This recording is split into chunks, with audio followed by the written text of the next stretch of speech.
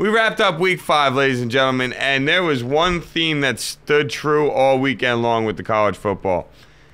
The defenses did not come to play. A lot of options to go to with this one. I think you might as well start with the big one, though, West Virginia and Baylor. That's what I was going to say. I think you got to start with the biggest of the big ones just for the fact that we're on limited time here, and you got to talk about as much as you possibly can, and this was one of the most important things, in my opinion, to talk about.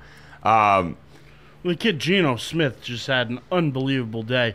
He's a Heisman Trophy favorite, especially after this weekend. 45 for 51, 656 yards passing, 8 passing touchdowns. What a game. It was a game where literally it seemed like no defense showed up whatsoever. It might as well have been a 7-on-7. It was a video game. That's what it looked like. In the final 2 minutes of the first half alone, literally the final 2 minutes, West Virginia drove down the field and scored, and Baylor responds and drives down the field and scores. I believe they were 35-35 at halftime, I think was the score. It's the first time ever a college team has lost when they've scored at least 63 points. That's just sad. That is so sad. I'm sorry.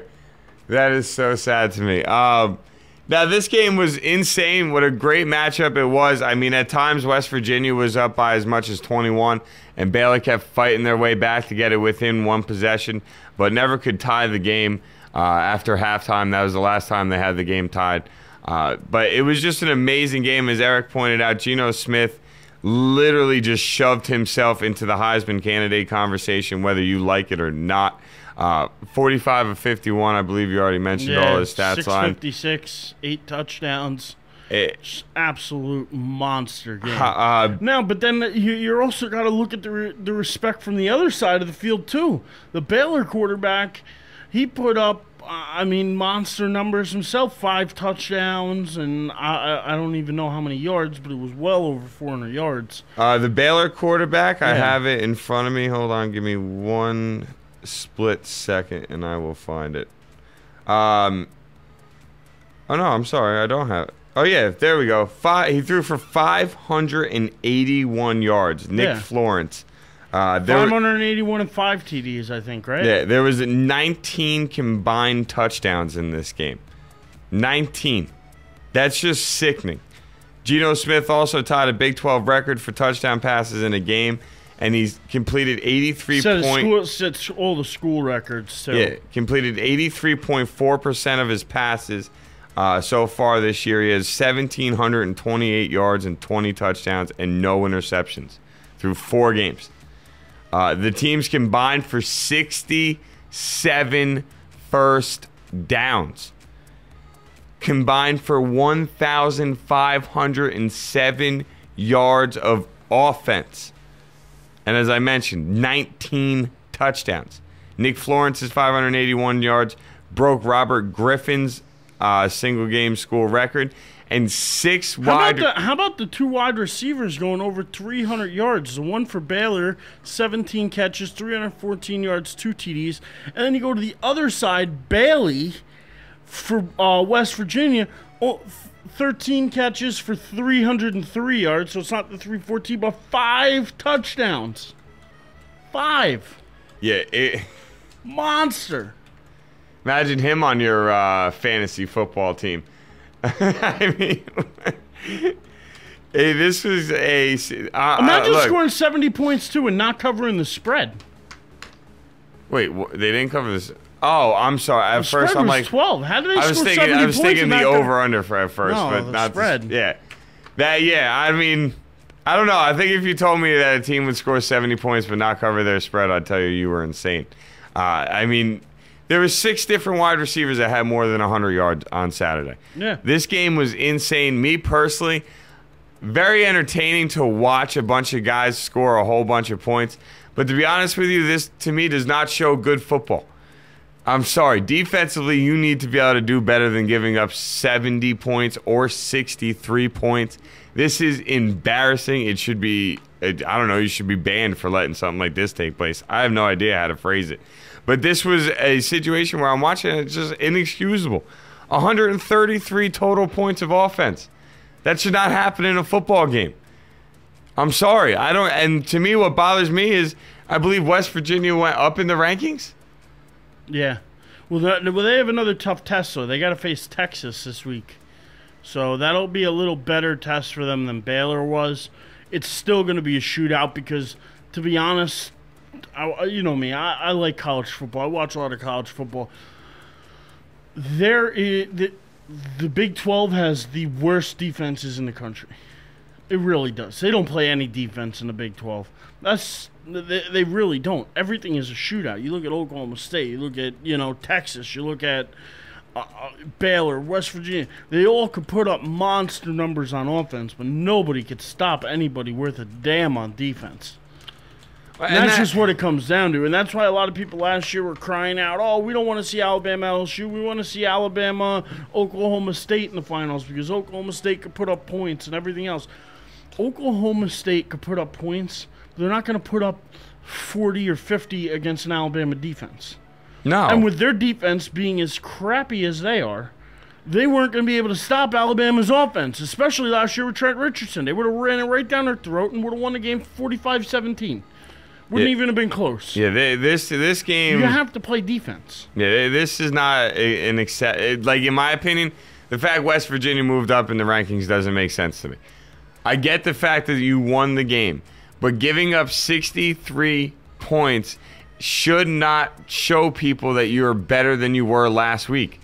Well, they only jumped up, I think, 1. Yeah, they did. They went from 9 to 8. But the reason they did that is because Stanford dropped out from 8 all the way back to 18. Oh, because of their loss on Thursday. So it's not that West Virginia necessarily moved up because of the win. They only moved up because Stanford dropped out. I feel you on that. I don't know. I do not like a team moving up after giving up 63 points on offense. While giving, but they couldn't say at number 9 because now Notre Dame went from 10 to 9. I mean, these stats are just insane. You couldn't, but you can't leapfrog a Notre Dame to 8 when they didn't even play this weekend. At least West Virginia went out there and put up 70 points. This is true. I guess I see where you're coming from. I don't know. I never really got the BCS standings anyway. But this is just the AP standings. Just so you know, the BCS standings come out next week, I believe. After next week they come out? Oh, and then more fun gets to start talking about college football. So, Rutgers up to 22, though. Are they? I haven't had a chance to actually look at the rankings. I figured we'd either do that on Tuesday or Wednesday. I just haven't had an opportunity. Yeah, we could do that. I mean, that's not a big deal, but... next week, there are just some monster matchups, too. Just looking a little bit ahead, you have Florida LSU.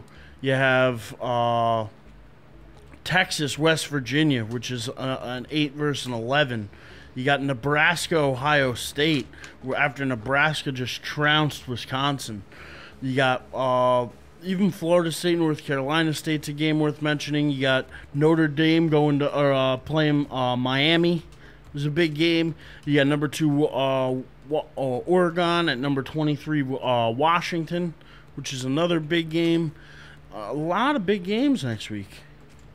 Oh, now I didn't even mention Georgia, South Carolina. If you guys can't tell, Eric's very excited about the upcoming college football weekend. Next week is a big week in college football. Well, let's keep the train moving. Continuing with the theme of a lack of defense, and real quick, I just want to say one thing.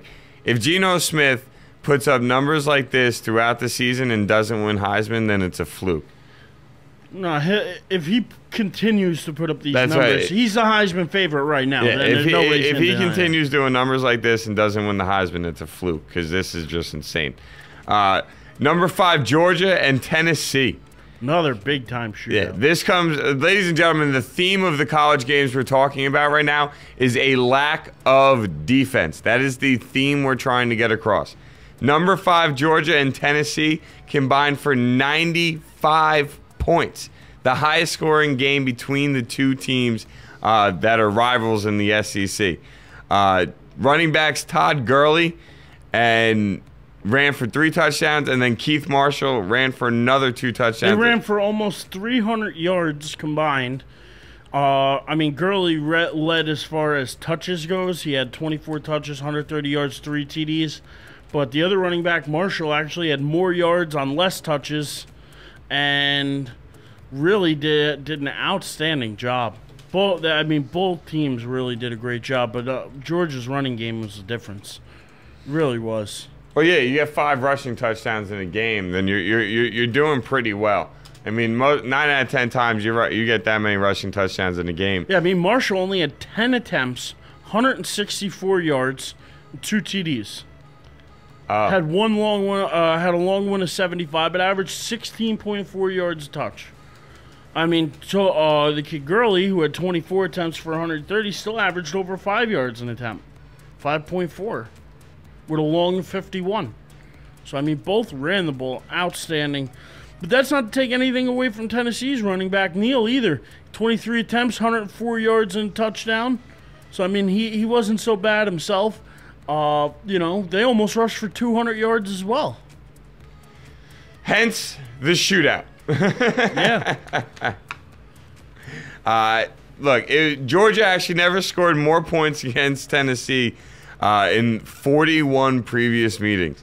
They had they also needed 3 takeaways though in the final 6 minutes to keep themselves unbeaten. Final score 51-44. Just crazy. I mean, that's just crazy. So between 2 games, we're already at 228 points between 2 games. I mean, that's just insanity to me. 114 points a game if you average it out. Texas got into a shootout with Oklahoma State, which is a game that I didn't call you crazy for thinking that Oklahoma State could upset them. Remember that? Close. So close. 41-36. Another shootout. So close. I called it on Friday, ladies and gentlemen. I was so proud of myself. So proud of myself. Even the Tennessee game. That was the other game I called could possibly be an upset, and I mean that still stayed close. I mean, the biggest thing though I think I take away from the Oklahoma State Texas game, kid from Oklahoma State, 25 carries, 199 yards, and 2 touchdowns for Oklahoma State. That's what we like to call putting in work. That's what we like to call that. One hell of a game. Yeah, I mean these 2 teams combined for 77 points.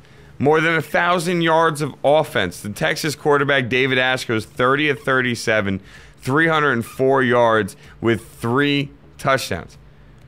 I mean, solid game. 7 incompletions. Now, that was the one thing that called me about Geno Smith's game more than anything. 6 incompletions to 8 touchdowns. I mean, this still ain't bad, though. 7 incompletions, 3 touchdowns. I mean, you're still talking pretty much 2-1. Yeah. For these quarterbacks. That is just crazy to me. Now, yeah, the Texas didn't pull away and actually take the win until they scored on a 2-yard touchdown run by Joe Bergeron with 29 seconds to play. After Oklahoma State went ahead 36-34 with a field goal with 2.5 minutes left. These 2 teams combined for 49 first downs, and as I mentioned before, more than 1,000 yards of total offense. That's just sick to me. It's just crazy. You want another good game this weekend? Sure. The Cornhuskers of Nebraska coming back from a 17-point deficit the second half to win 30-27. That to me is big time. Another kind of shootout game. 30-27. Yeah, that's a lot of points. It's a little more reasonable though. I mean, it's a little more of a realistic game that beat the over score. This weekend. If you had the over this weekend, you were winning. You did very well. I'm curious to see how defenses respond this upcoming weekend. That'll be interesting to me to see. How many defenses, how many coaches tore hair out and put holes in walls. I don't know what it is defense. about Wisconsin, though. I mean, they did pump the ball to Monty Ball this weekend. I mean, he had 32 carries. That's a workload. 90 yards. Oof. That is less than 3 yards a carry. He did have 3 touchdowns, don't get me wrong. Yeah, but that's something with your offensive line there. It's got to be. If you can't get more than 3 yards a carry with a guy who was a Heisman Trophy finalist last week, you got to be kidding me. I mean, you look at the other side of the ball, the kid from Nebraska, Martinez, he just does it all. The quarterback. 181 yards, 2 touchdowns throwing. Leads the team in rushing, 13 carries, 107 yards, and another touchdown. He just does it all for the Cornhuskers. Just give him the ball and move over, apparently. Just hand him the rock, get out of the way. Nothing better than when he's the guy that can just hold on to the ball and do his thing. Another game where offense was at a premium. Northwestern actually sets a school record with 704 yards of offense. With the win this past weekend, they stay undefeated in the Big Ten. The only undefeated team that's actually bowl eligible in the Big Ten, because Ohio State hasn't lost, but Ohio State's banned from bowls.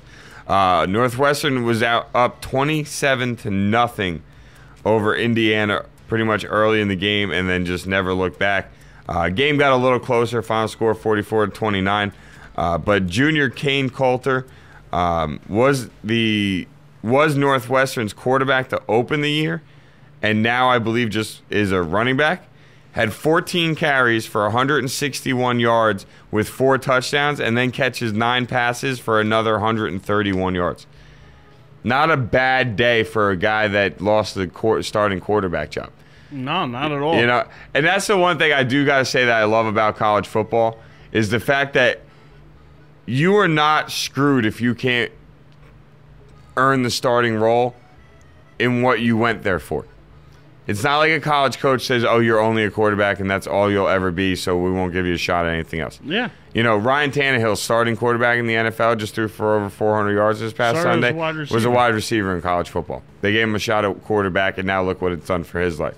I'm not saying he's a great quarterback, not saying he's going to turn into a Hall of Fame guy, but you know what? He got drafted in the first round, he signed a first-round contract, and he's a starting quarterback for the whole year. Yeah, I mean, you look at guys who were quarterbacks in college that turned into receivers in the NFL, like Antoine Randall L.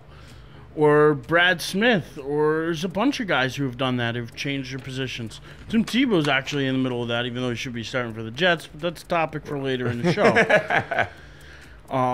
You know, even Alabama did that with one of their many running backs, kid Justin Fowler, who's actually out right now with injury, but he came to Alabama as a linebacker, and they converted him to running back.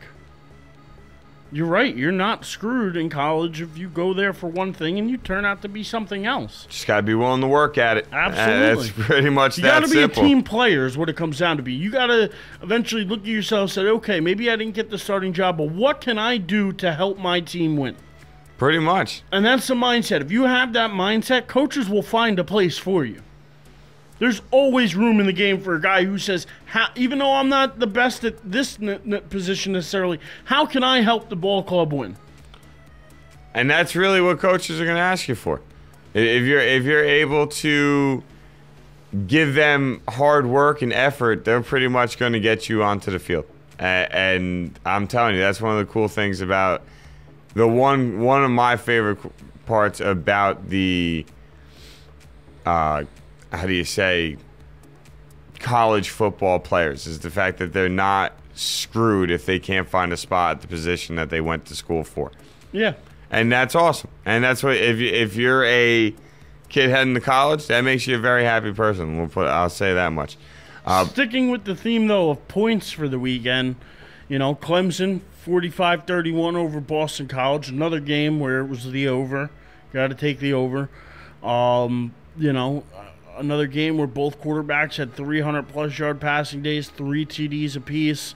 You know, just a monster offensive week in college football in general. And, I mean, that game was a 41-35 game, and that was a ranked team playing an unranked team. That was a number 14 team in the country playing a team that's 1-3. You got to be kidding me. I mean, there was literally no defense played this week at all. At all. Yeah, nah, if you were a defensive even Alabama coordinator, gave up 14 points. That's the most they've given up all year. Even they gave up 14 points. Now, granted, Ole Miss was 3-1 going into the game, but still 14 points. Alabama, that's a lot of points for Alabama's defense, believe it or not.